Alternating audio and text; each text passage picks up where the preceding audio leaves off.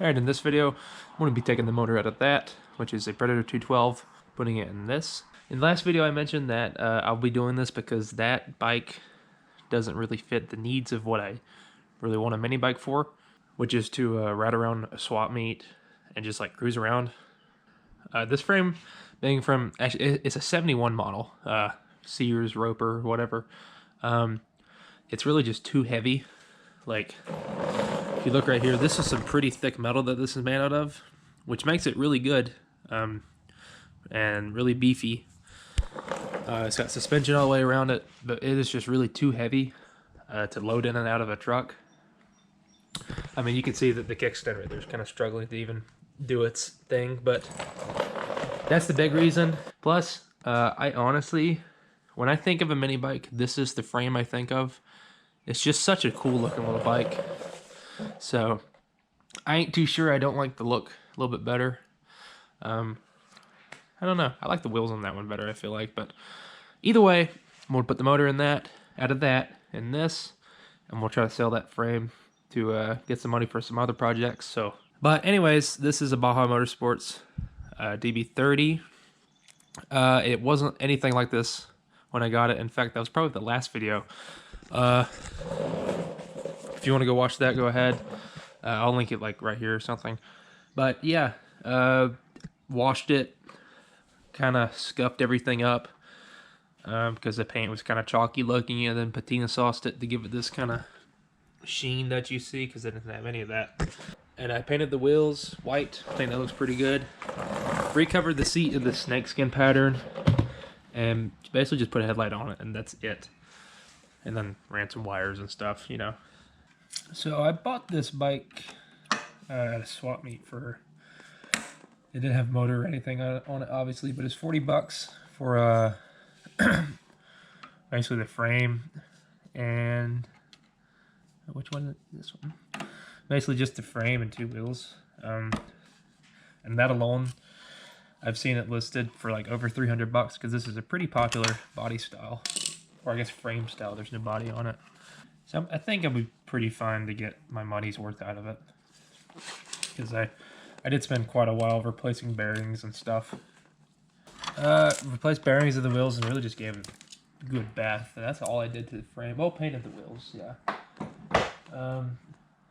And kind of cleaned up this chrome. It's kind of surprising that sticker's in that good a shape.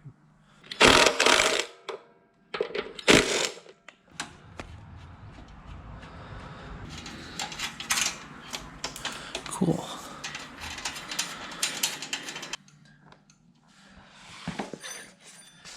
Tighten this down enough.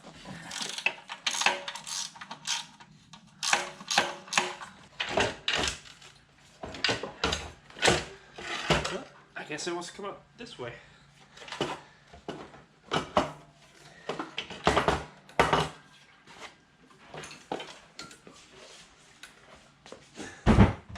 I haven't decided yet, but I think I may paint some of this, or the metal or whatever, the tin, some people call it, to make it look a little bit better on the bike. But I think I'm just going to worry about getting it in the bike first.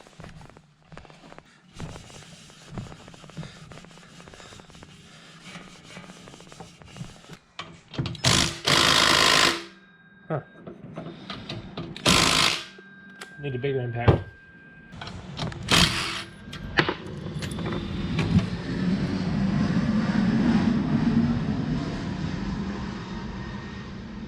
Big old jet just went over the house.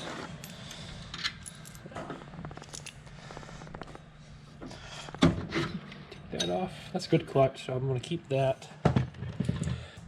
A 35-tooth clutch. Not 35 tooth, but a 12 tooth number 35 chain clutch.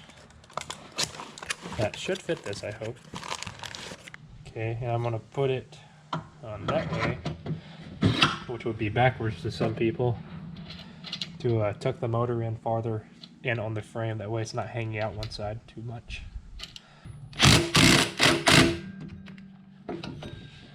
Good.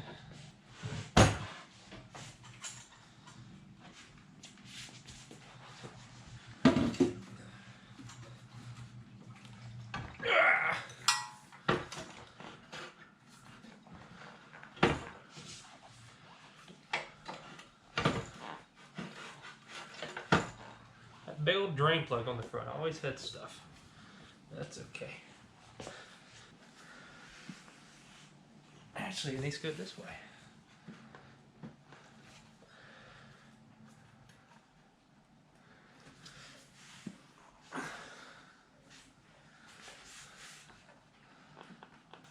That looks pretty close. Oh, that fits really good on there. I won't be able to know until I actually put a chain on it, which I need to do here pretty soon. That's decent.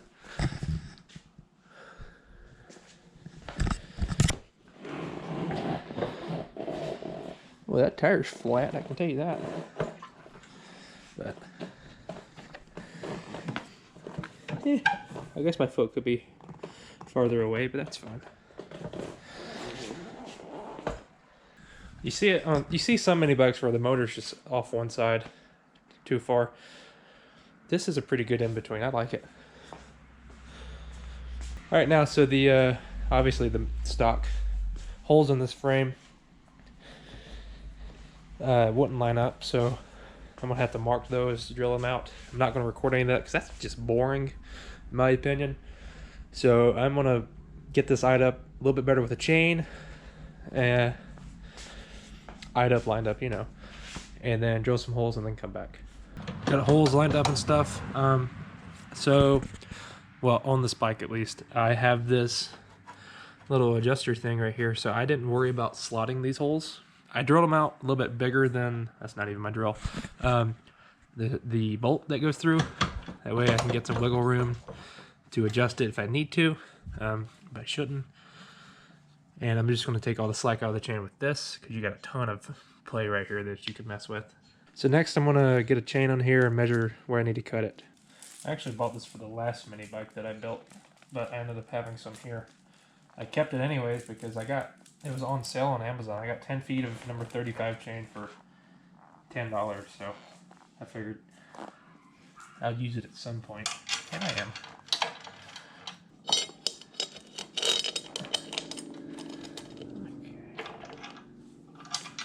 And this bike is light enough. This bike is small enough that I can actually put it on my workbench over there, but with this motor on here, I figured it's going to be too heavy for me to fight with it to get it on there, so we're stuck being on the ground today. And that's all lined up.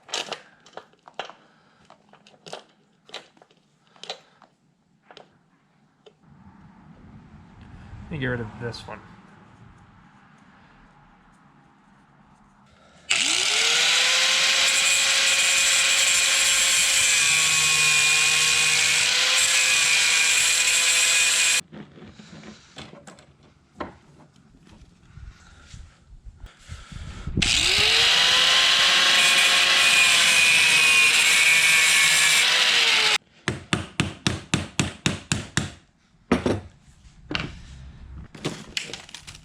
Here we go.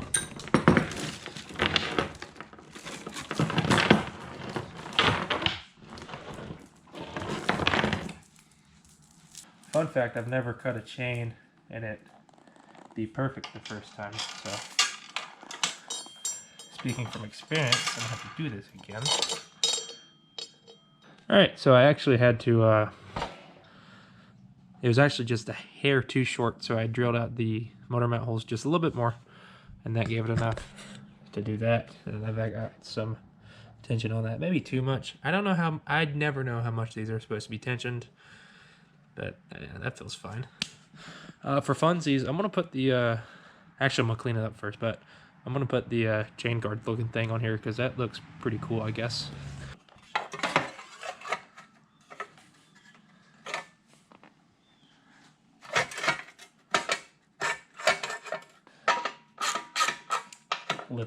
Lift it up as high as it can.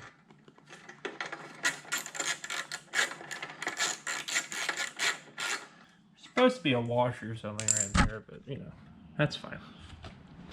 I went ahead and hooked up the throttle. Only thing I haven't done is hooked up this kill switch, which is on the handlebar. So I'm going to be using this right here for the test. So let's see if this thing will fire up and scoot around the yard.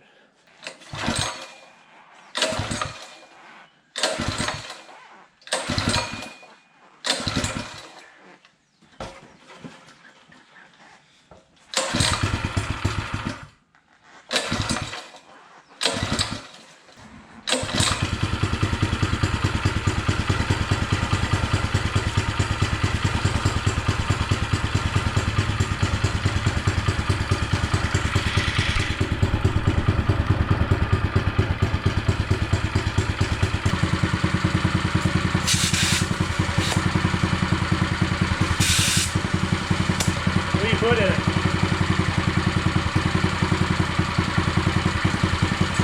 I'll give it a pressure test.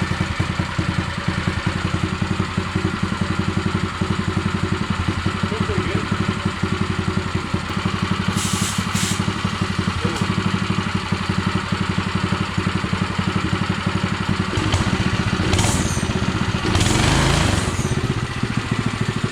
One more to go. We might want to adjust the brakes first. Wow. I took them apart and they don't look very good.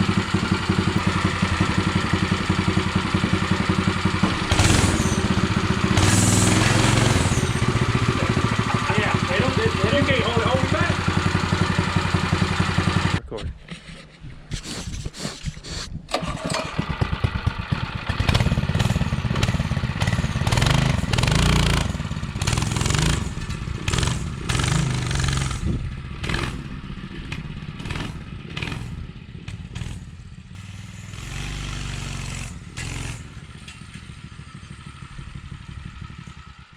So the throttle is all or nothing.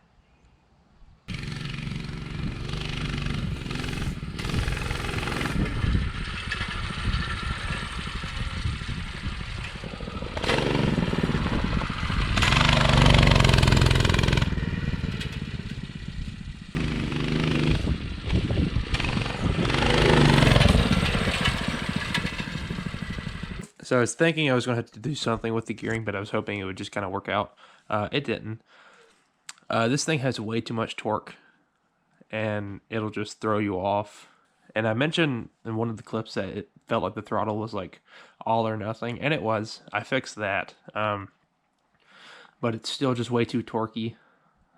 So what I want this thing to do, I don't want it with a ton of torque, because this thing can like pull the building down right now with the sprocket it has on the rear. So I'm going to drop it down to a 60 tooth clutch, which is quite a bit smaller. So I'm thinking that's going to help it out a little bit, make it a little bit more manageable. So let's go ahead and do that.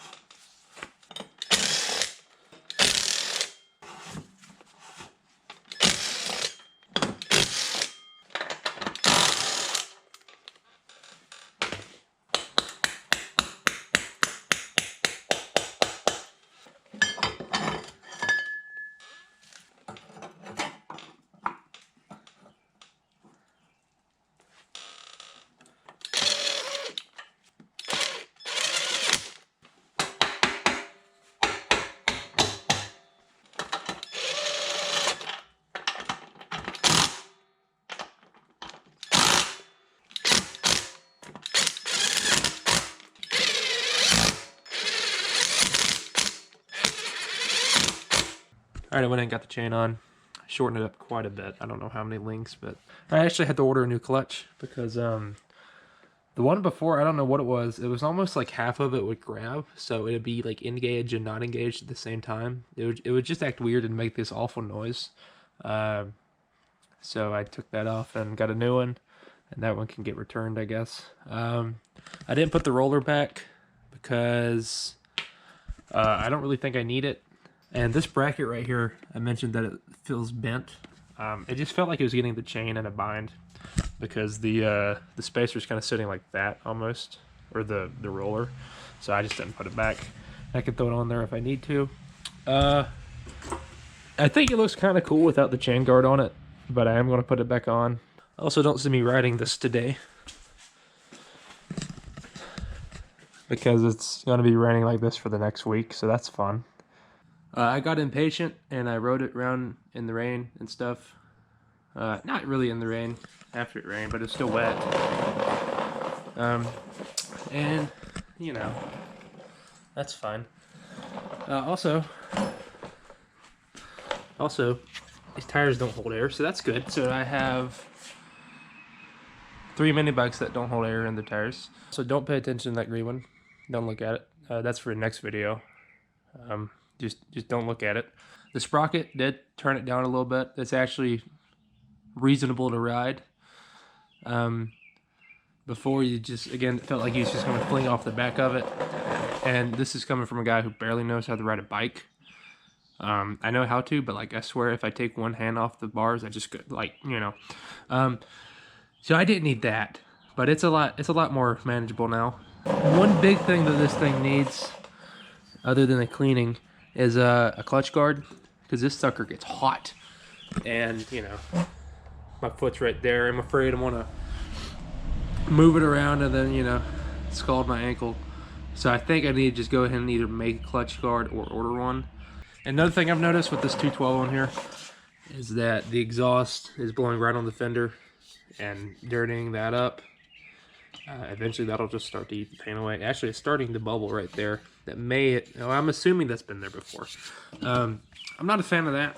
All right, so this is after I recorded the video, like after the outro and stuff. But I'm probably gonna put this in like wherever I'm talking about the clutch guard. So I went back and a while ago I picked up a like a lawn edger thing for my first mini bike, which was the orange one. It came with a 3 horsepower brakes, and on that little frame without the motor was this little piece. I was like, hey, that kind of looks like a clutch guard. And I mean, yeah, that'll work, and I already have it, so let's go ahead and make that real quick.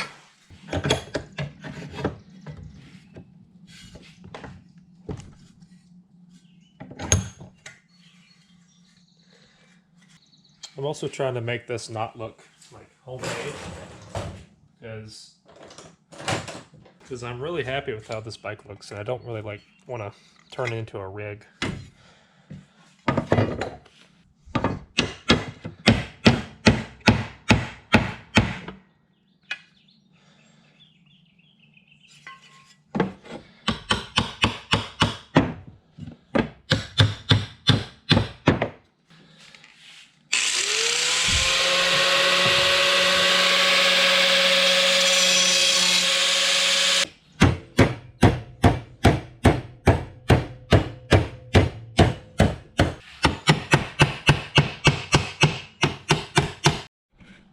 Alright, so I took this cute little hammer right here and some pliers and my vise.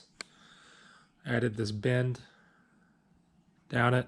It's not really even, but you won't even be able to tell it. Done the whole thing. I gave it some strength, but it also just made it look like I didn't just, you know, hack it off, which is, you know, what I did. Because it felt kind of weird, this thing being the whole like thickness. So I think that actually looks pretty much, but you know, pretty good. I think that's gonna work out pretty good. And it doesn't look like I kind of just hacked something up, which is what I did. There's a big plane going over by. Big plane.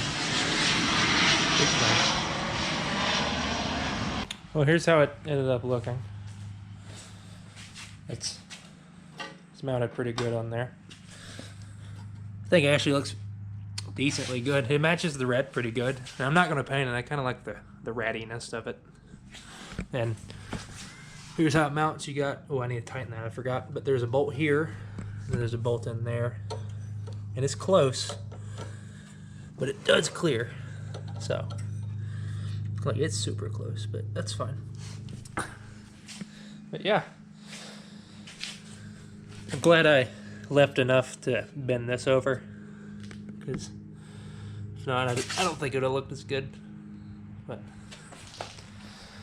oh, I forgot to mention that I finally wired up the kill switch. So that stays on all the time. And then this is your main kill switch now. So that's good. If this like kicks the bucket or something, you still have that to turn it off. So that's good. Yeah, I think I'm gonna get some air in these tires and scoot it around the yard just to see how it does. Again, with it, you know, dry. So yeah, thanks for watching.